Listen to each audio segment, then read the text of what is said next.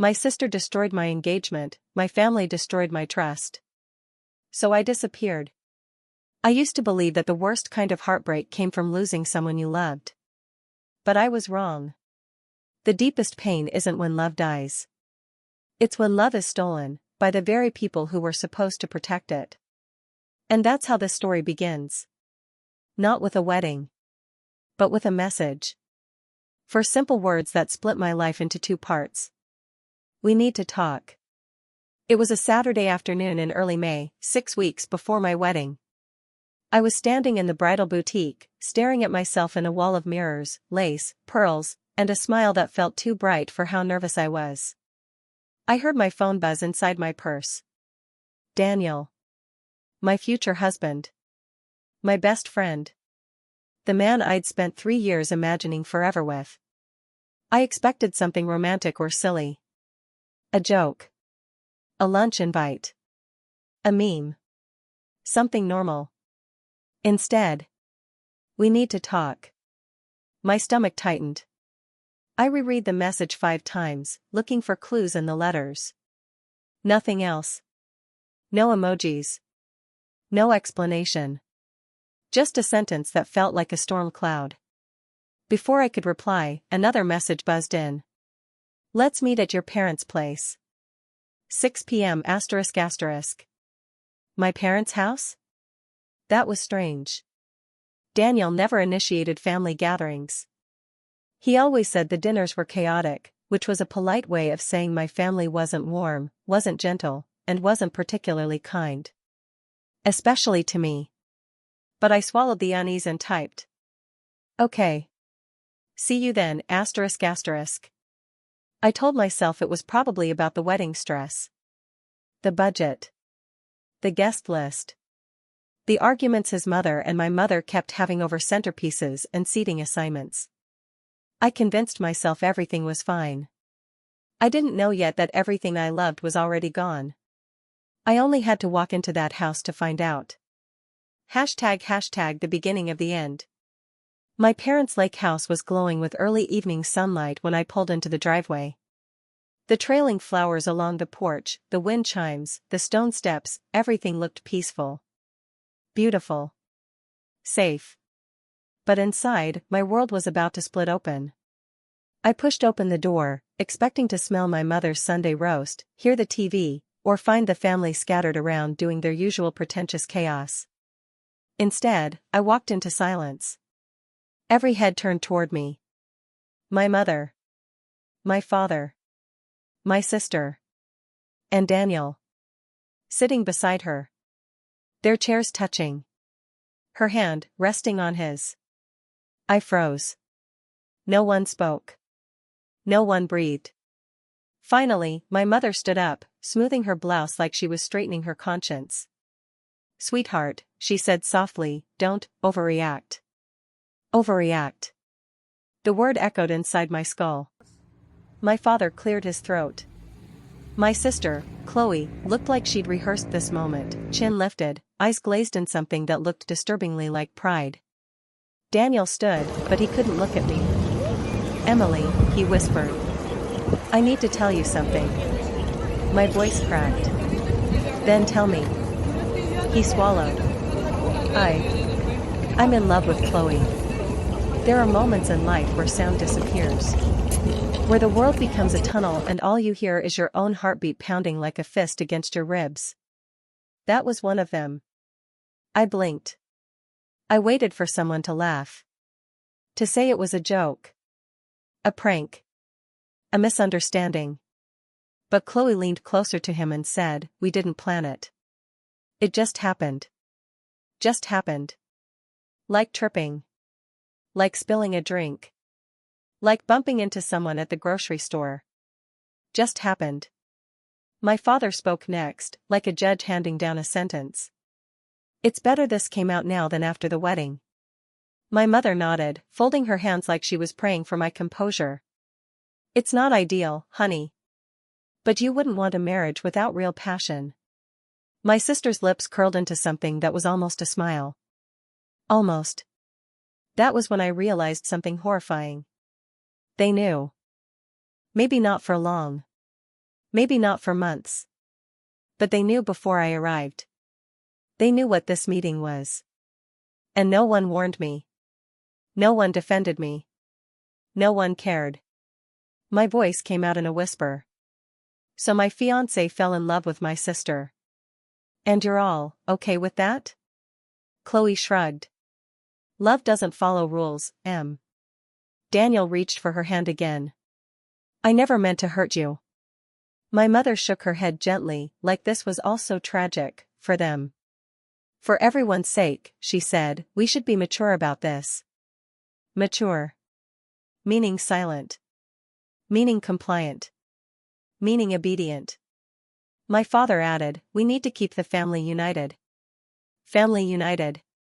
Meaning me, exiled, erased, expected to vanish quietly so they could move on without discomfort. Something inside me snapped, not loudly, but cleanly.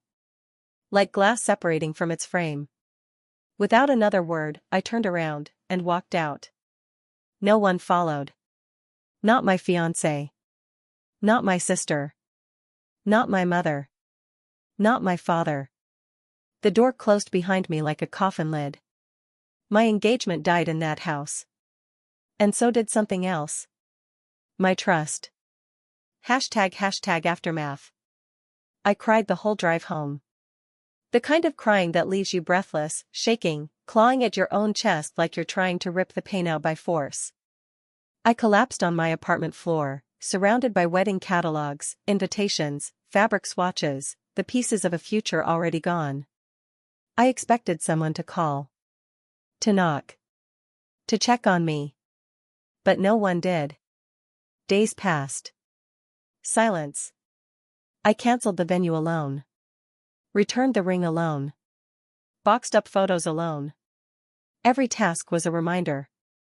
I was on my own. On the third day, I finally received a message. From my dad. It's time to move on. Family stays united, ***. United. Without me. It wasn't just betrayal. It was erasure. That was the moment something inside me changed, not in grief, but in clarity. If I meant nothing to them, then they would mean nothing to me. And that's when I remembered something important. Something they'd forgotten. I had a life outside this family. A secret one. A powerful one. #the part they never knew. 3 months earlier, I had been promoted at work, quietly, privately, to lead strategist for an international tech expansion project. A massive role. A career-defining opportunity. But I never told my family. Because every time I'd mentioned my job in the past, they'd shrugged, compared me to Chloe, or made backhanded comments like, marketing isn't a real career. You're not leadership material. Chloe's always been the successful one. So I stopped sharing. I stopped trusting. And that silence became my shield. Because with that promotion came one life-changing offer. Relocate to London. At the time, I'd declined. Wedding plans. Family ties. Stability. Now, those excuses were dust. So I opened my laptop. Composed one email. Subject, I'm ready. I hit send. And just like that, the first piece of my escape locked into place. #the collapse. Over the next 2 weeks, I dismantled my life piece by piece. I quit my lease. Sold my furniture. Closed my accounts. Updated my passport. Changed my number. I blocked my family. All of them. Every single one. No explanations. No warnings. No final conversations. My departure wouldn't be dramatic. It would be silent. Surgical. Untraceable. On the morning of my scheduled flight, I stood in the apartment that once held my future. The wedding dress hung in the closet like a ghost, pearls and lace glowing in the dark. I didn't take it. I left it behind as a gravestone to the life that never happened. At the airport, as I waited at the gate, my phone buzzed one last time, from my mother. Your sister is engaged. Don't make this about you asterisk asterisk. My breath stilled. Engaged. 6 weeks after destroying my engagement. My mother's message wasn't about comfort. It was about performance. About Chloe's spotlight. About appearances. And about my silence. I turned off my phone. Boarded the plane. Fastened my seatbelt. And disappeared. ## London. London didn't heal me instantly. Grief traveled with me. But distance gave me room to breathe.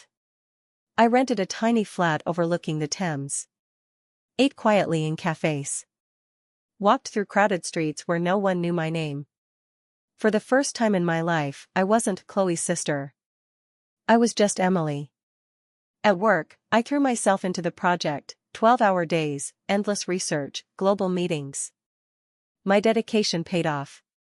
6 months later, our product launched and shattered every company record. Our CEO flew in from San Francisco.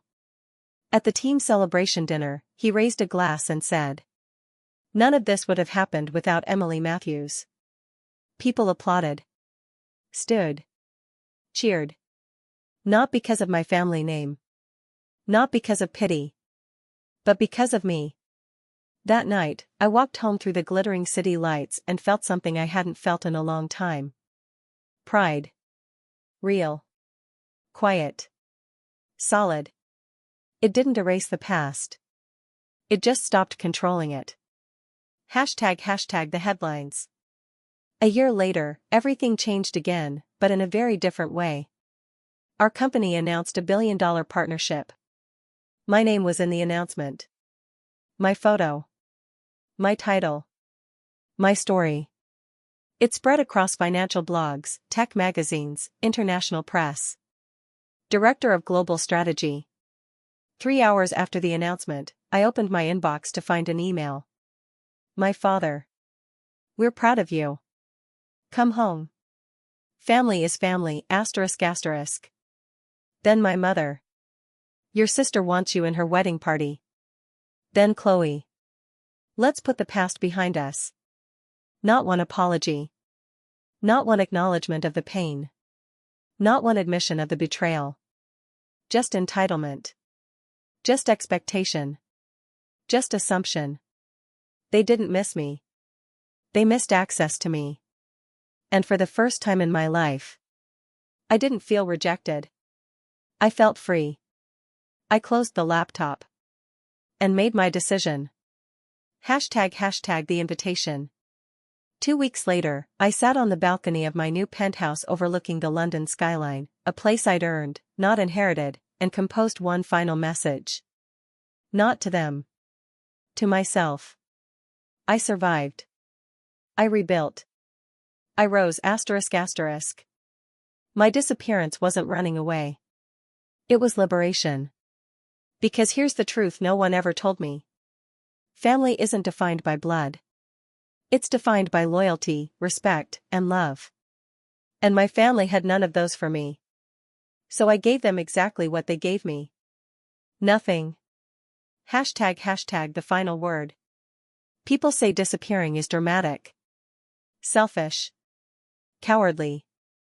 But disappearing isn't about vanishing into darkness.